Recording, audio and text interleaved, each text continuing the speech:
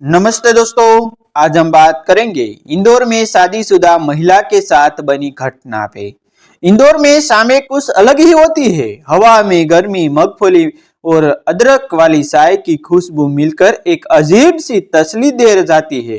शहर की भागदौड़ दिन के साथ थम जाती है और गलियों के कोने में जले बल्बों की पीली रोशनी घरों की दीवारों पर किसी पुरानी याद की तरह ठहर जाती है। पलासिया के उस पुराने मकान की तीसरी मंजिल पर संध्या अपने छोटे से फ्लैट की बालकनी में बैठी थी। हाथों में गर्म चाय का कप था और आंखें सामने की गली में टंगी पीली बत्ती पर टिकी हुई। संध्या की उम्र 32 से करीब थी। साड़ी के पल्लू से ढकी हुई कलाई पर हल्की सी चूड़ियों की खनक थी। चेहरा सुंदर था मगर उस पर हमेशा एक थकान सी तैरती रहती थी, जैसे जिंदगी ने उसके भीतर से कुछ धीमे धीमे सुरा लिया हो। उसके पति आकाश एक मार्केटिंग कंपनी में थे और महीने में 15 दिन से ज्यादा घर पर नहीं रहते थे। हर बार वो जाते समय कहता, जल्दी लौट आऊंगा संध्या, बस ये प्रोजेक्ट खत्म हो जाए। मगर वो जल्दी नहीं आती थी। रात को खाने की मेज पर अब सिर्फ एक प्लेट और एक चम्मच बचती थी। टीवी की आवाज दीवारों से टकरा कर लौटती थी, जैसे अकेलापन भी उसकी संगत चाहता हो। पहले तो संध्या इस तनाव से लड़ती रही, मगर अब उसे आदत सी हो गई थी।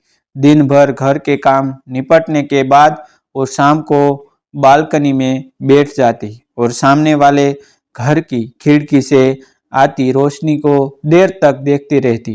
उस घर में कुछ महीने पहले ही कोई नया किराएदार आया था। राजवी, उम्र में शायद 5-6 साल बड़ा होगा। नीली शर्ट, हल्की दाढ़ी और हमेशा चेहरे पर एक सुकून भरी मुस्कान। वो अक्सर शाम को छत पर किसी गमले में पानी डालते या अपने लैपटॉप पर काम करते नजर आता। संध्या का उसका तरीका कुछ अलग सा लगता था, शांत सदा हुआ और बिना किसी दिखावे के। एक शाम जब इंदौर में ठंडी हवा और तेज हो गई थी, संध्या के घर की बत्ती चली गई। वो बालकनी में आई और देखा कि सामने वाले मकान की खिड़की से रोशनी आ रही थी। राजवी वही बैठा कुछ पढ़ रहा था। राजवी वहीं बैठा कुछ पढ़ रहा था। उसने संध्या की तरफ देखा, मुस्कुराया और आवाज दी, अगर आप चाहे तो मेरे यहाँ आ जाइए, यहाँ लाइट है। संध्या थोड़ी झिकी, फिर मुस्कुराकर बोली, नहीं ठीक है, मैं इंतजार कर लूंगी।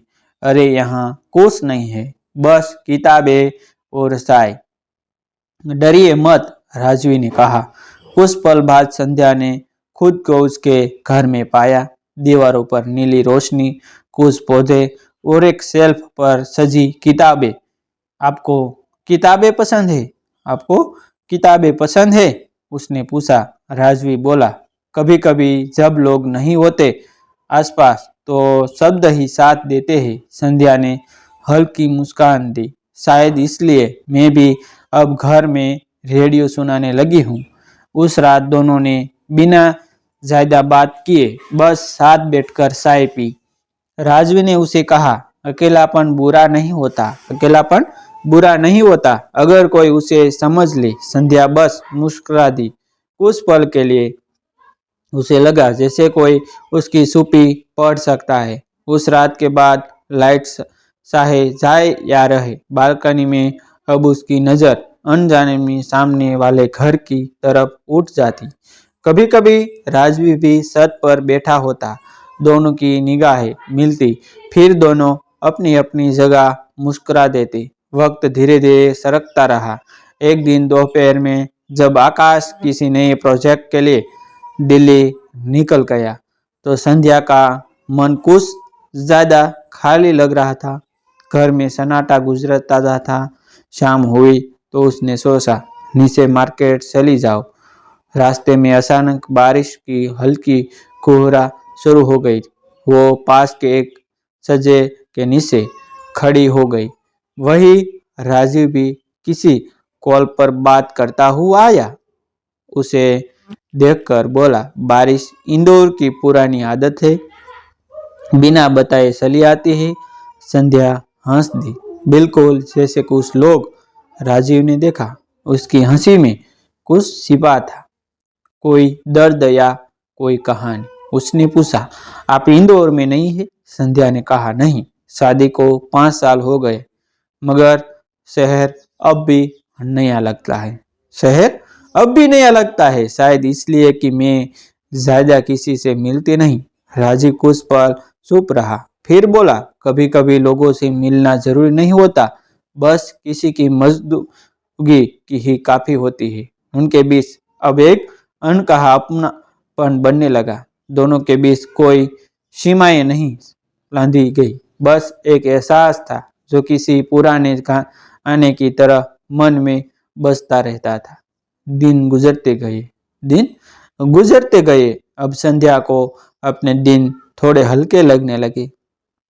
वो सुबह जल्दी उठती, बालों में फूल लगाती और कभी कभी अपने घर के सामने गमले में पानी डालते हुए धीमे से राजीव की तरफ देख लेती।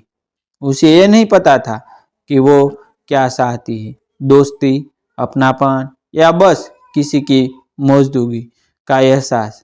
एक दिन आकाश अचानक घर लौट आया। शाम को उसने कहा, संध्या, मैं सोच रहा हूँ तुम्हें अपने साथ जयपुर ले चलूं, वहाँ नई ब्रांच खुली है। संध्या चौंक गई। जयपुर? मतलब इस शहर, इस घर, इस बालकनी और शायद उस खामोश रिश्ते से दूर जाना? उसने पूछा, इतना अचानक? आकाश बोला, हाँ, सोच लिया है। हाँ, सोच लिया है। अब बार बार टूर की जरूरत नहीं पड़ेगी। बार बार टूर की जरूरत नहीं पड़ेगी, हम साथ रहेंगे। रात में जब सब कुछ शांत था, संध्या बालकनी में आई। सामने वाले घर की खिड़की में हल्की रोशनी थी। राजू बैठा था, किताब पढ़ते हुए। संध्या ने धीरे से कहा, मैं जा रही हूँ। राजू ने सिर उठाया और बस इतना कहा। कभी कभी जाना भी रह जाने जैसा होता है। उनकी आंखें कुछ पल तक टिकी रही, फिर हवा में पर्दा लहराया और रोशनी बुझ गई। संध्या के दिल में कुछ टूटकर भी पूरा सा महसूस हुआ। अगली सुबह उसने अपना सामान बांधा।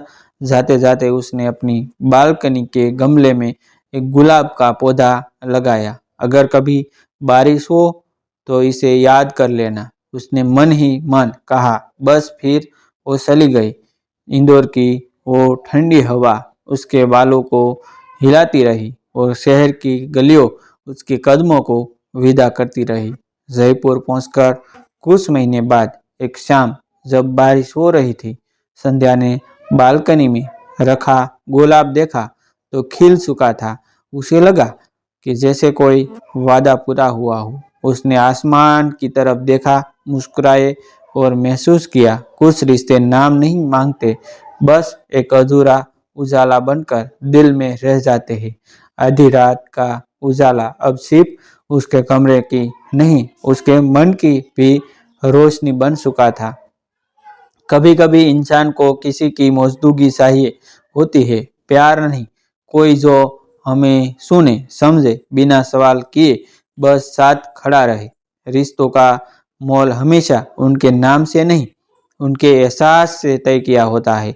दोस्तों, ऐसी न्यू न्यू कहानी देखने के लिए हमारा चैनल आप सब्सक्राइब अवश्य कर सकते हैं, क्योंकि हम डेली न्यू न्यू स्टोरी लाते हैं। जय हिंद, जय भारत, जय माता जी।